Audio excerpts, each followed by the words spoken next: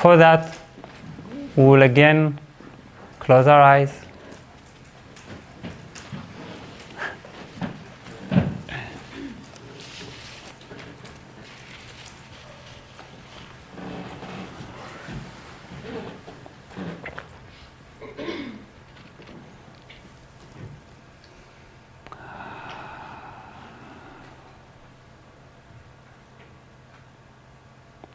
Once again, we will take a deep breath.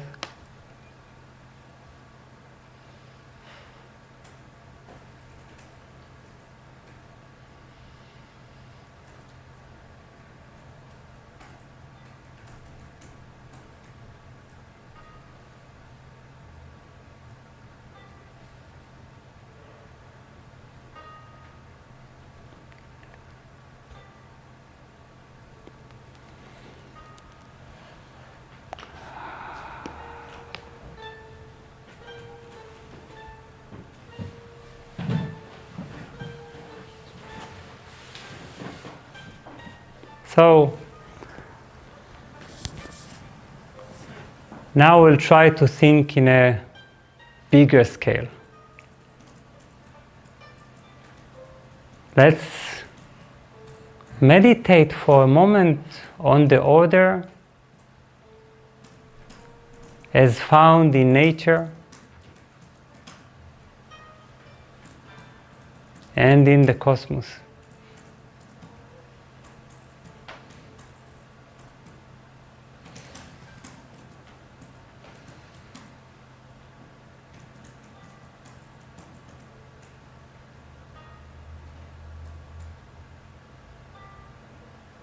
Remember the quote that we used from before.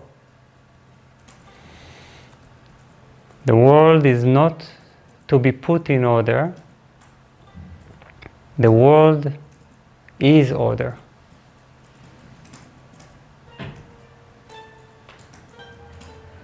It is for us to put ourselves in unison with this order.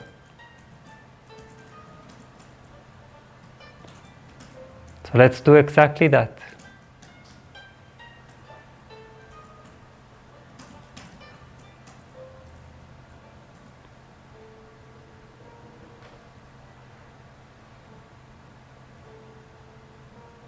So bring any image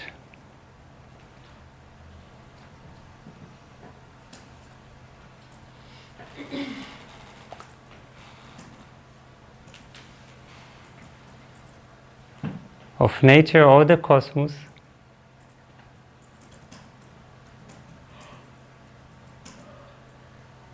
that demonstrates for you perfect order.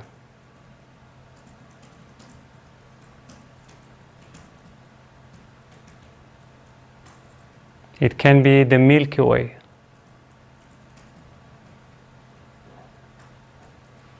It can be a forest.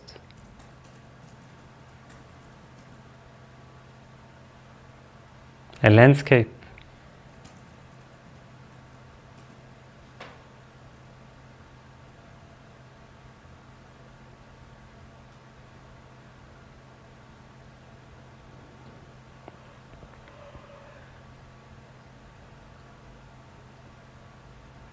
And feel the order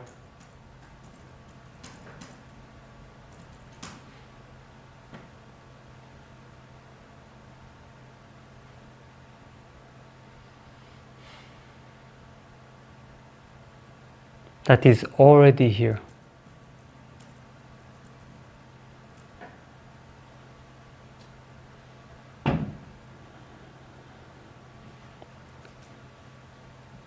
Feel also the direct connection between order and beauty.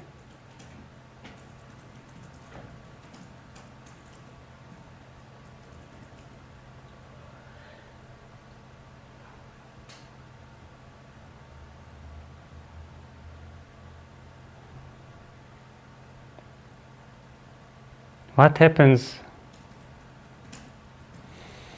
in your body and being when you connect to this order that already is?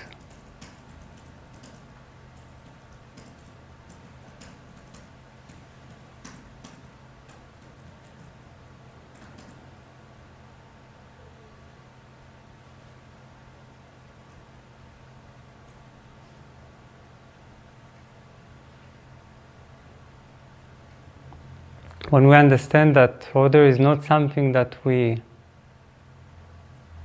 need to create, but rather something to tune into,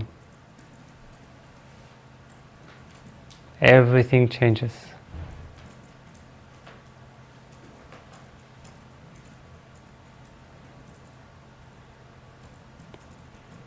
So start synchronizing yourself with the sense of order beneath all creation.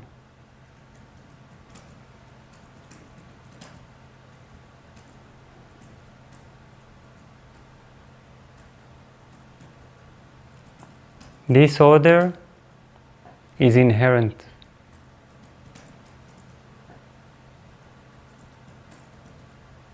You only need to get in touch with it,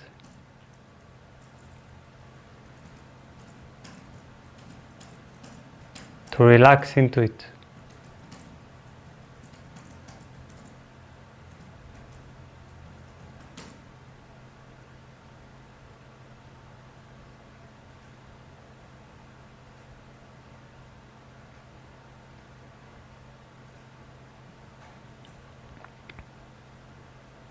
Feel this order beneath your thoughts. Even if right now there are thoughts or emotions, look what's beneath them.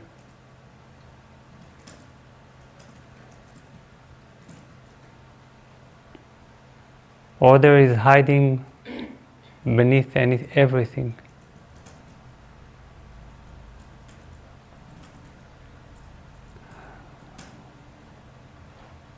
Feel the order beneath your life, even if currently it is completely messy. Breathe into this inherent order.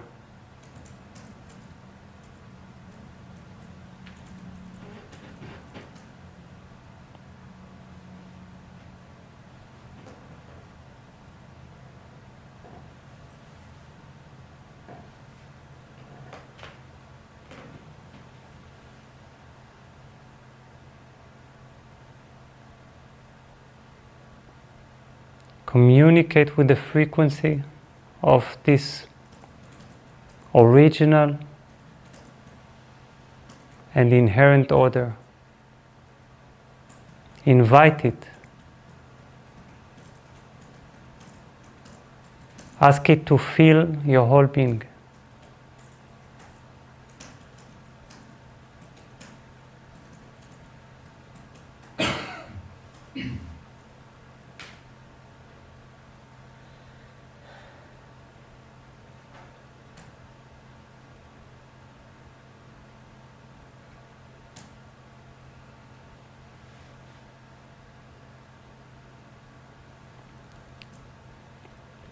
This order existed before it was obscured by human thinking.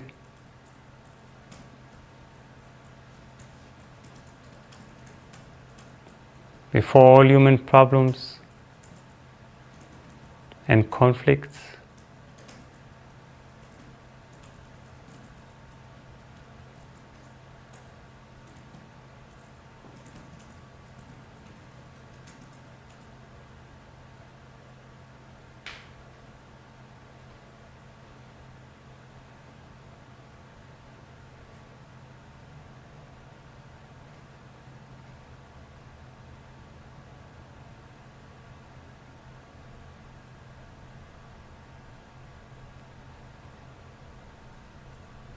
For a moment, don't believe thoughts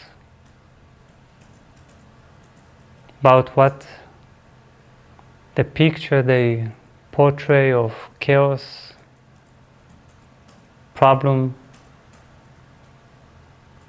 and let this order slowly flow into your life, covering every aspect and transforming it completely.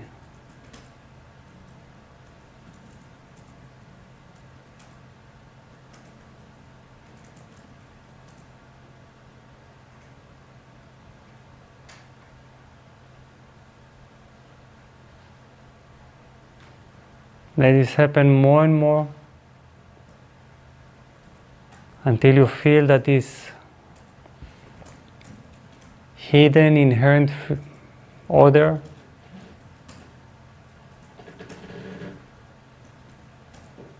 and your life become one.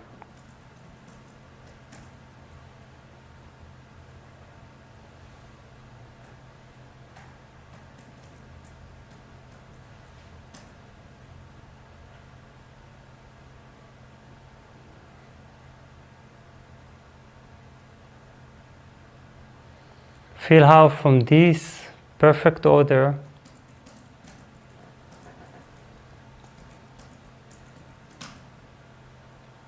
you can re-enter your life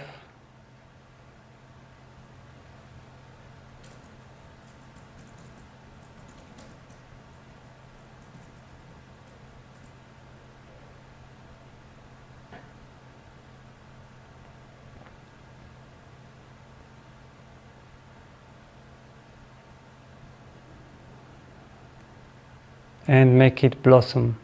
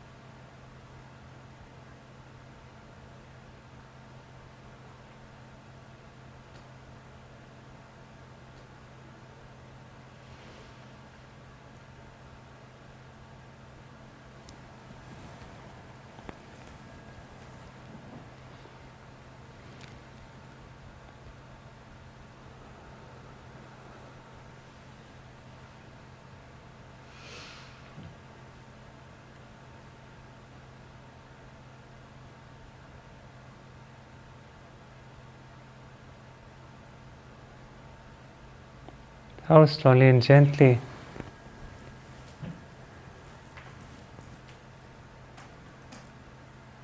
you can open your eyes.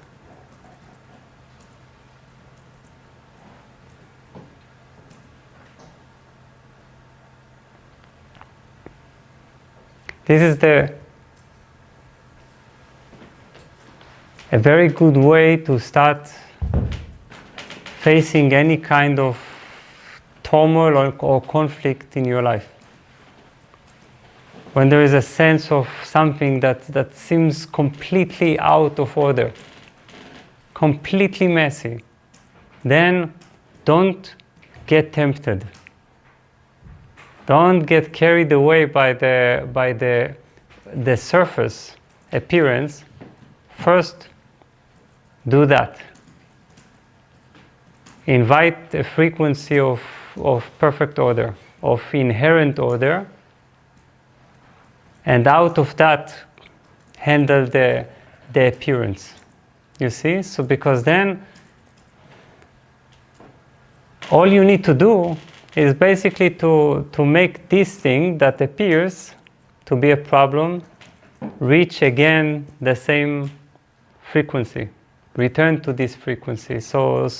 But it's there. You already have the foundation. So, any question? Yes, please. Another question really sharing. Yes. I found this order in me after you said turn the music off. Because that was happening to me. I realized from myself it didn't fit, and it was something. And when you said that, I said, okay, that's just what I have experienced in myself. And it gives me the feeling that I can rely on my own ground. Mm-hmm. there's something settled that is existing. Philip, can you hear that? Yes. Ah, good. Okay. And on this level, the things fit together. It just like every cell in my body is so perfectly ordered, and I just have to get in touch with it. Exactly. Beautiful. I couldn't say it better. This is when there is this kind of sensitivity to order that comes out of inner order, then we can easily spot anything that is disharmonious. You see? Then we start, because you see, when things are out of order, they lack beauty. And our sense of inner order is attracted to beauty. Because order and harmony are basically one and the same. And this is what we are trying to awaken here today. Love of order, not because I encourage us to, tidy our room and take care of our finances. It's a deeper motive. So this is exactly the sensitivity, and when you recognize that it's there, you can trust yourself. Exactly. Yes, please. I just try to do the meditation with one area of life that's totally in disorder. Oh wait, this is the third stage. Oh. I'm joking. We'll do it again. It's okay. Yes. Yeah, and my question is, usually I'm like pretty fast. Yes. This time, like there was no connection. Yes. And do I just need longer? Just do the meditation several times and something will happen? Or what do you say? First, let's see what will happen in the third phase. If it can, maybe it will make things clearer. Maybe the instructions will empower you to see. But yes, maybe sometimes we need to establish ourselves even more deeply in this sense of order in order to penetrate through a certain unresolved issue. Okay? So And that was blocking the invitation of the order somehow. I couldn't get it in. Yes, exactly. Yes.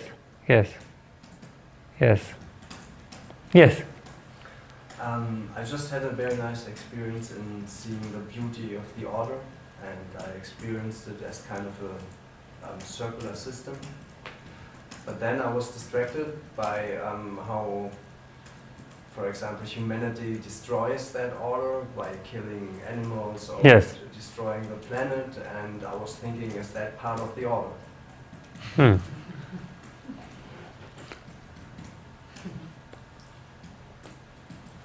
Interesting.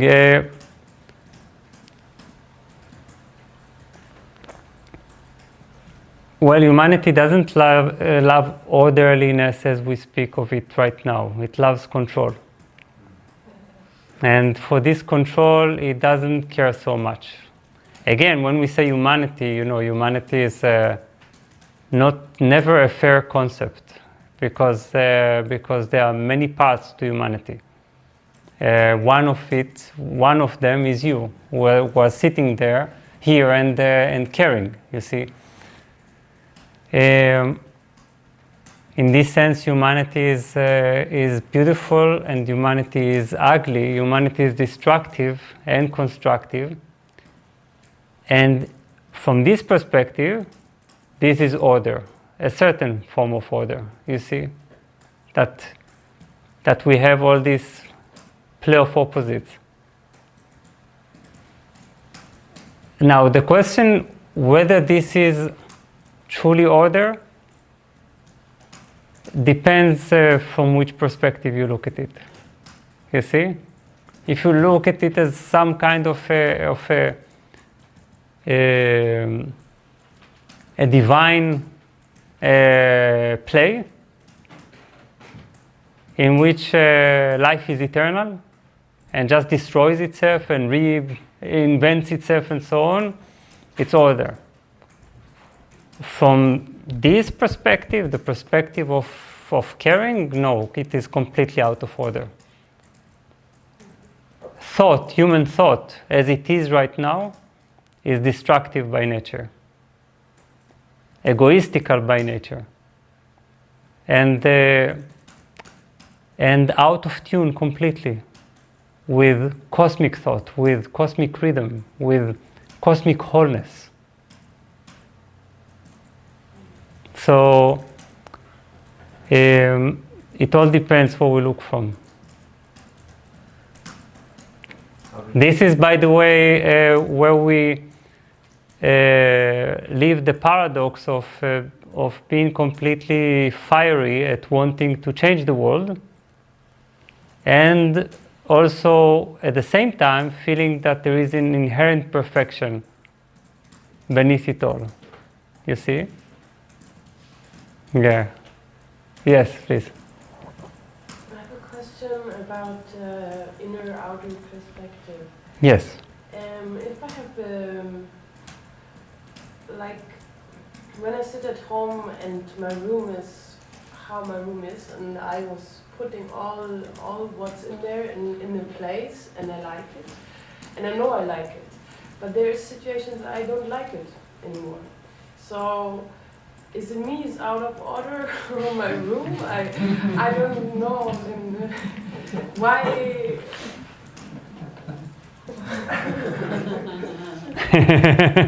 No, but I mean, like the emotion might be like when I look on things. Maybe my inner emotion, or my personal glasses I have on, are I'm out of tune, or maybe everything outside. You have to Yes. put it in order. I don't know what to do. Yes, this is, the classical thing of we can walk on a street and feel that it is a beautiful place and that we love the people and so on, and our thoughts can completely darken the same street. And we can look at people and the street and think, what a terrible place Berlin is. So the city can be wonderful, can be terrible, depending on our on our inner colors.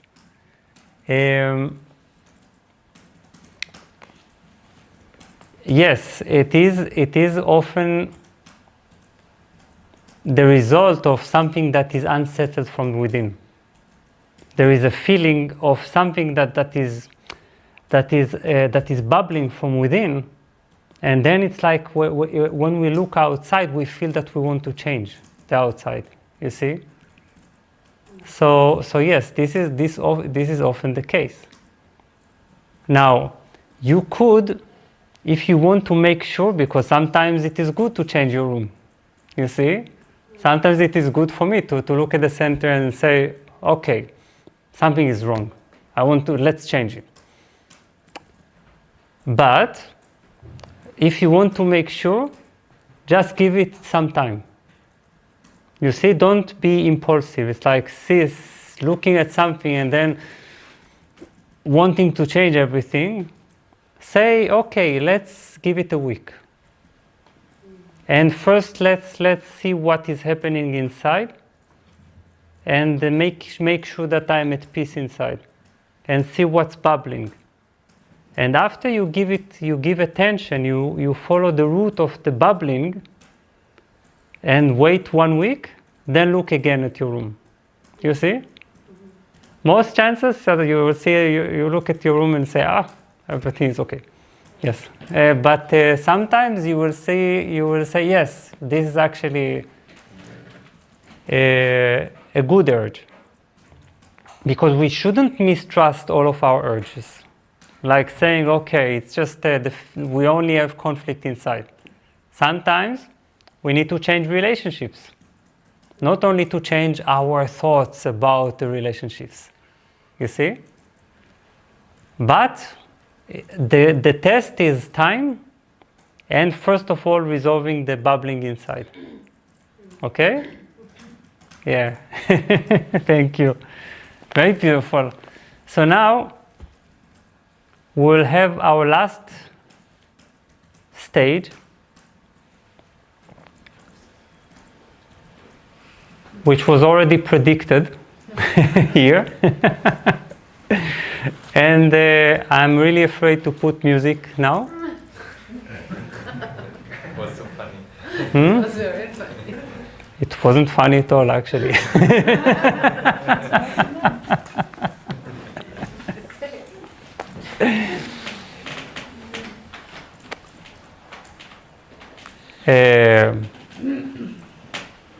No, but it was at least peculiar and intriguing, because to have a distortion when I'm talking about order was really like inviting us to look beneath, right?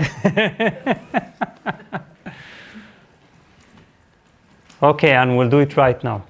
Okay? Let's gather our forces and hope for the best. Okay. So what we are going to do is to apply the orderliness as we have started to awaken it to our daily life. So, for the third and last time, let us close our eyes.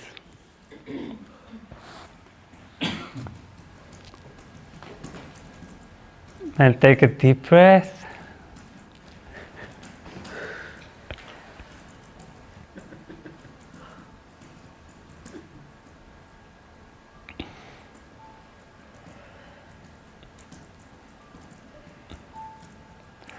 That's okay. Yeah. Much less. So,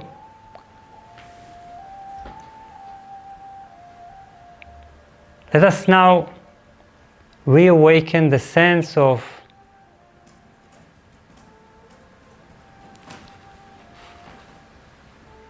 inherent order.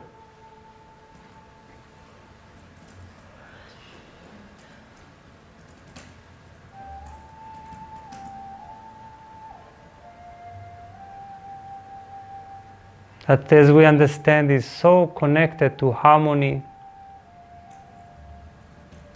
and beauty.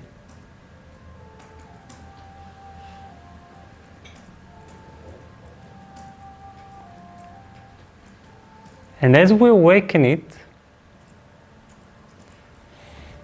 let us get in touch with the frequency of our current life.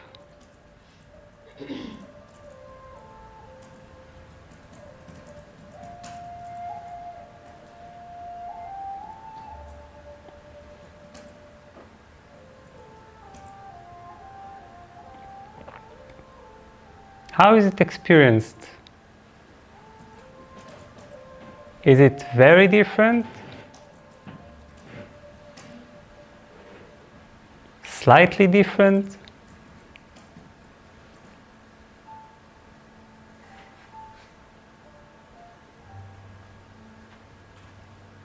So if our life doesn't feel exactly like the Milky Way or a perfect forest, so let us start. And now invite all those untidy and unsettled areas in your life to surface.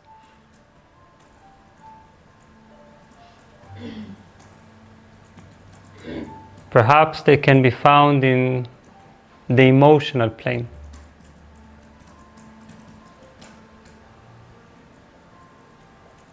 In the mental,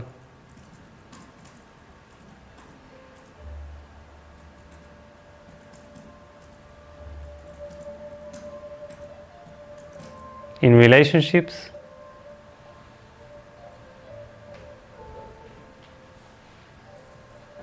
finances,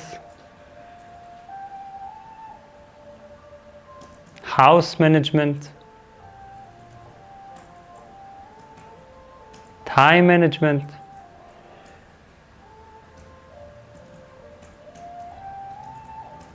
physical condition,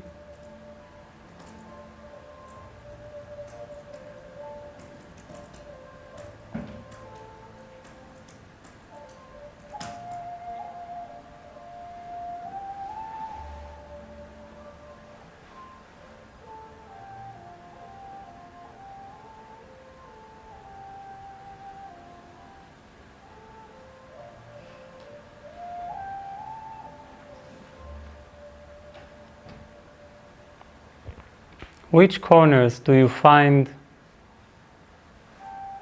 untreated or neglected?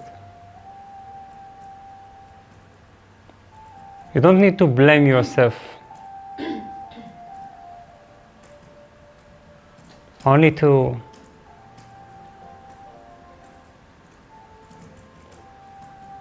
enjoy the opportunity to now care.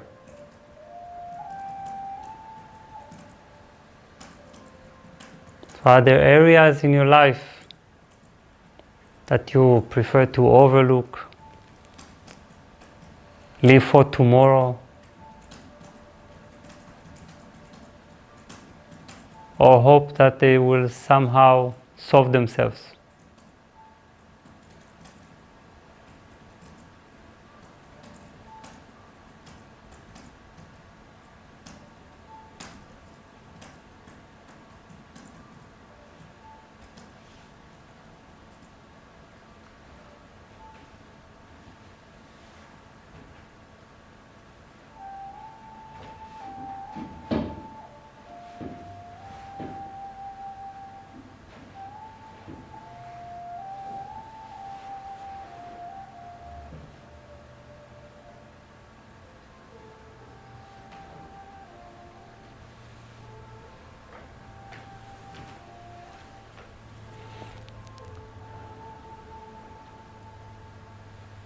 Now add orderliness.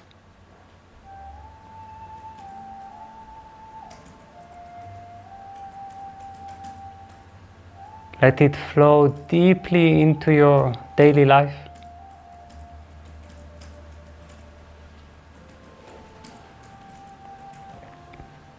Add love of details, love of harmony and beauty.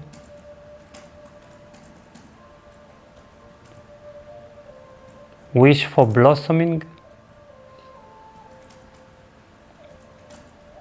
caring,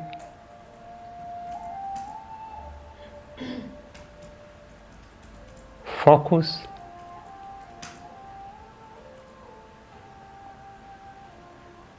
resolution,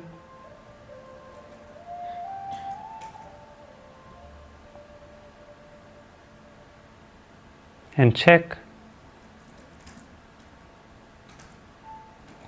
what would happen then to all those neglected areas.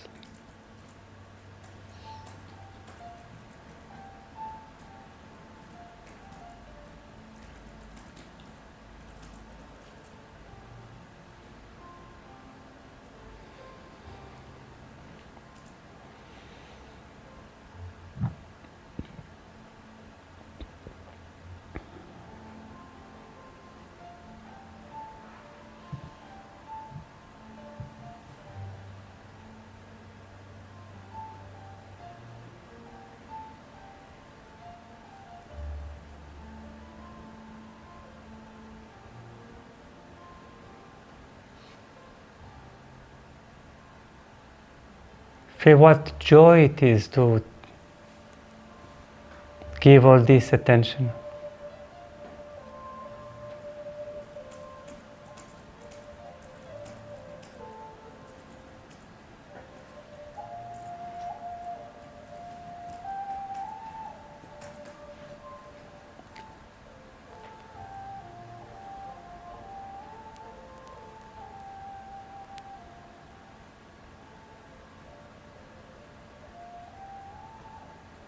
Now, visualize orderliness as a presence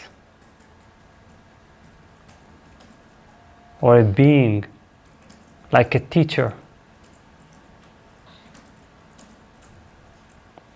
What does orderliness have to tell you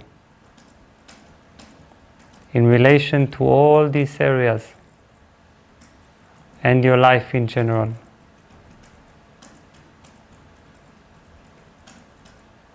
Listen to what it has to tell you.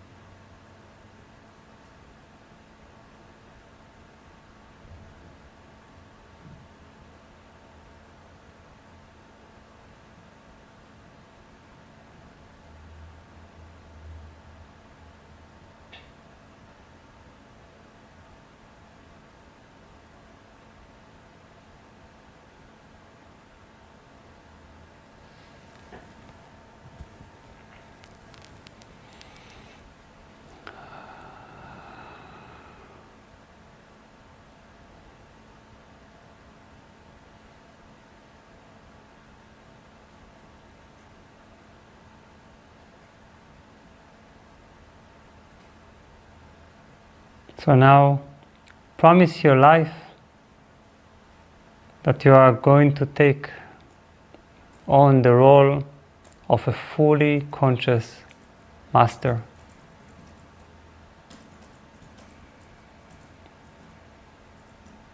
As much as possible, promise it to your body, mind,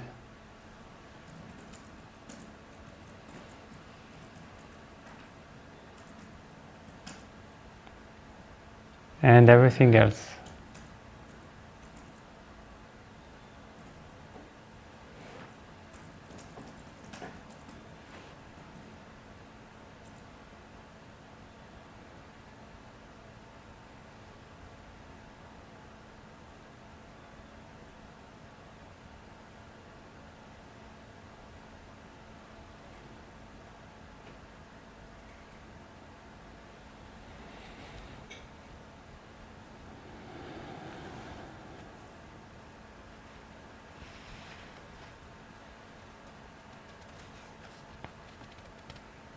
So you can slowly and gently open your eyes.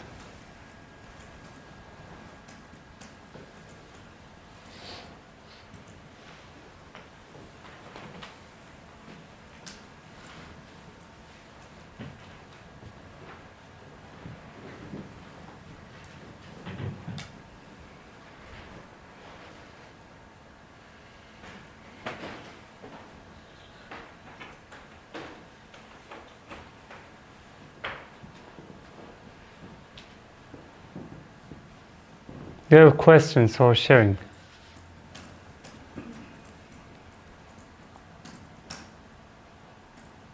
Yes. I already had this question in the second part, and it's still there. I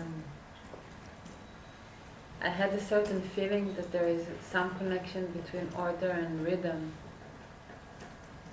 and that somehow we managed to, we humans, we managed to put ourselves in quite an impossible state of living in such a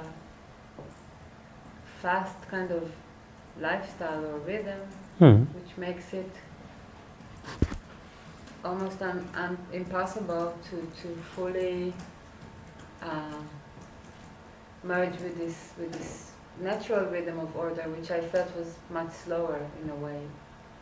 I could understand why in the past it was more natural to live with nature, because it synchronizes one's rhythm with the natural rhythm of the universe, and the human thought world is just not synchronized.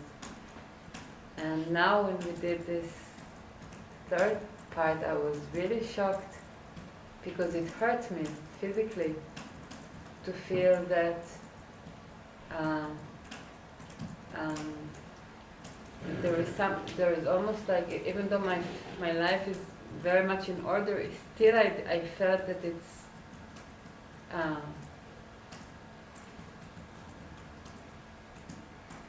that I'm so far away of really being present in everything that I want to be present in, because there is always something else to do. So I don't know if it's really a question. It's just like yeah. No, this is important.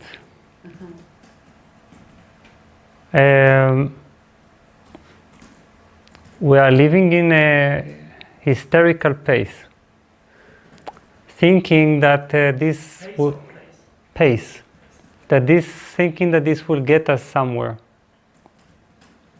It obviously gets us nowhere, but we still believe it. We still believe the promise that is inherent in it, that if we stuff into ourselves as much information as possible, as much stimulation as possible, as much activities as possible, we'll somehow get somewhere. Part of the teaching of the first chakra, qualities, is that we need to learn how to, just like Mr. Dickens tells us here, how to concentrate on one subject at a time. Like to really enter with depth something and give it a lot of attention and caring, is to nurture something and to give it a chance to flower. You see? So it's sometimes not easy, but basically this is the only way. So because things, when we don't put attention in them, then they just always remain untreated. You see? They don't get enough attention, then they begin to just become fragmented.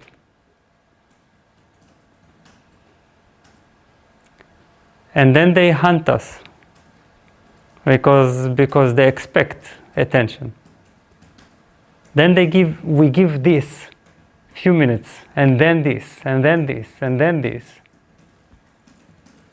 But nothing can really establish itself. Nothing can really have a solid ground. And nothing can have depth. Okay?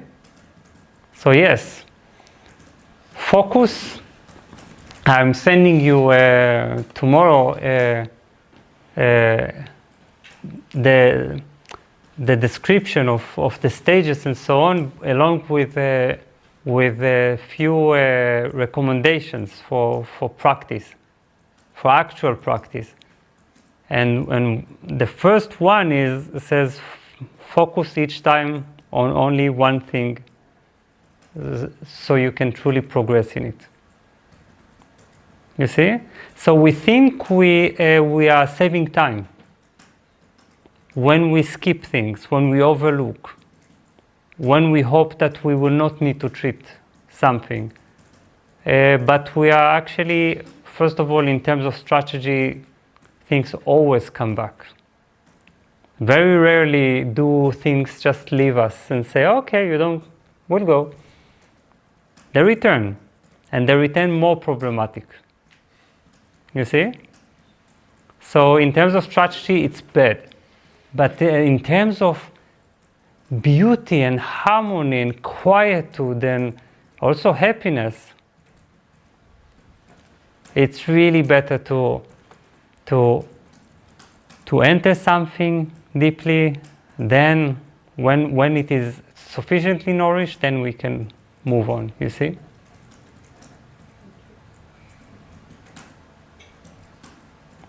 And we live in an age when the temptation is very great, because there's always something to do.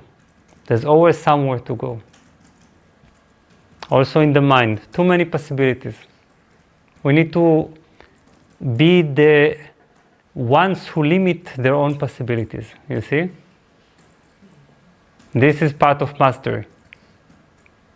For example, if I feel that I have stress in my week, I know that stress is not meant to be.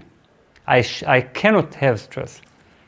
Then I look at it and I say, okay, the reason there is stress is because I think I need to do this amount of things, and I want to do all possible things at the same time.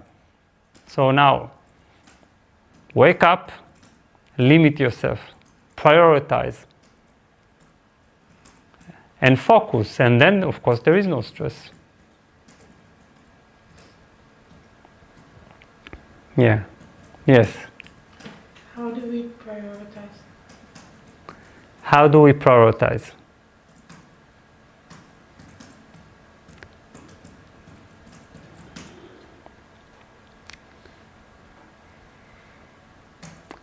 The word priority means, the term priority means to consider what is the most important thing.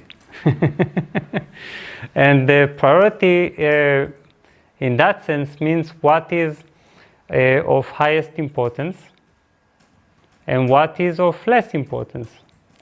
If I want to, for example, to achieve a certain thing that is big and demands a lot of attention, I need for that to drop many other things that are less important in terms of achievement. I cannot achieve everything or experience everything. So then I need to ask myself, what do I want to achieve really by the end of this week or the end of this month? What do I want to achieve? And according to my answer, I need to drop everything that is irrelevant. And basically every week I can achieve maybe 3 to 4 things, you see? And then then I have a certain, an axis, a central thing around which everything revolves. And that's it.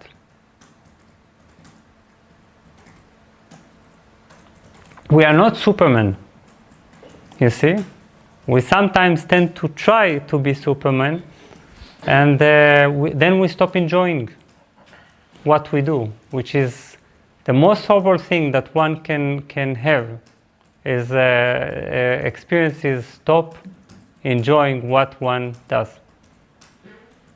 So this is also a parameter. If you stop enjoying, you need to ask yourself, what is unnecessary that I consider necessary?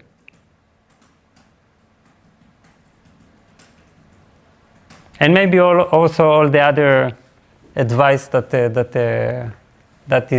will be sent can help. But this is the most basic, the most important. I prioritize my own answer.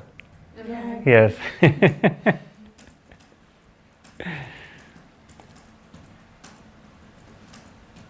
Yes. When we did the third meditation, it was like this universal order that you talked about. Yes. That I was like, I was like, I am this order, like this is what I am. And then reflecting on my life, it was like such a big disbalance that it actually, like you were saying, like, does it feel like the Milky Way? And I had to laugh because it was the complete opposite. I'm sorry, what were you saying? You said, Yeah. Does your life feel like the Milky Way galaxy? Yeah. And I was like, not at all. Yes. It was like a big contraction and very painful. And I feel that I've been denying that, maybe even out of responsibility to direct this universality into my individuality, and been postponing so many things out of basically fear of the pain to see it, and I don't know, I just wanted to share it, or I feel these two aspects like very, very strong, and it's very easy for me to feel that universal order, but it's but it's not reflected in my life, and it's very painful in that way. Yes. Higher chakras are much easier for you. And you can fly very high, soar very high. Obviously now it is time to soar downward with your spiritual powers, with your universality, and to put things in order, to build strongly the first chakra. These higher planes, they will wait for you because they are yours. You see, they are what you are, and they can also be your empowerment. But even telling yourself, okay, that's it. I'm not going to accept that my life is out of order. This is my universal call right now, and giving it as much time as needed right now. Trusting that the higher, not only that it waits, but it is in you. You see, and that it will actually be able to be realized much more afterwards. So there was really no neglect. You just gave attention to what you felt was the most important. You see? But I think that what is most important is now telling you, if now you continue like this, then it is a neglect. You understand the difference? I also had this sense of a universal, like the order, like that was naturally guiding life, but then now it's like almost coming back to the humanness. Yes. Of the, let's say, order and structure. Yes. That feels very limited and very unfamiliar in a way. Yes. But it's love. It's a different form of love. Yeah. And a deeper form of divinity. Yeah.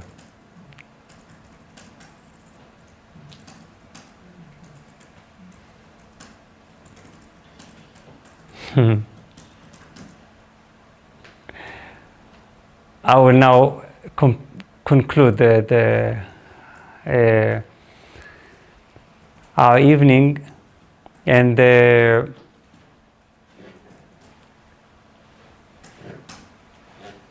let us now just close our eyes for one moment to feel once again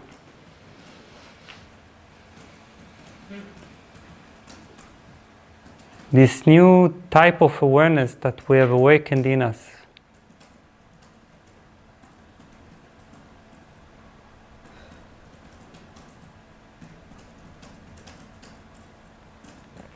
Thank you, the quality, orderliness, for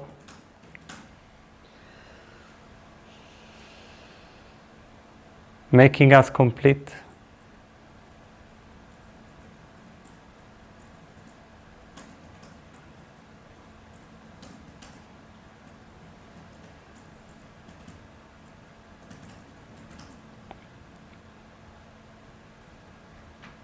And thank you, root chakra, for holding within you such qualities.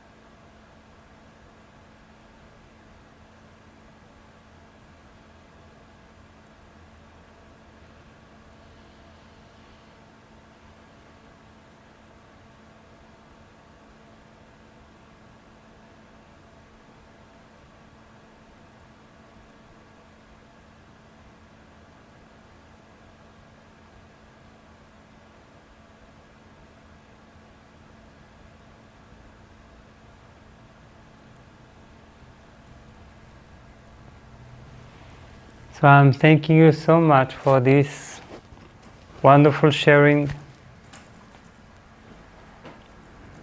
May the seeds of this process blossom in us and make our life more beautiful. Good night.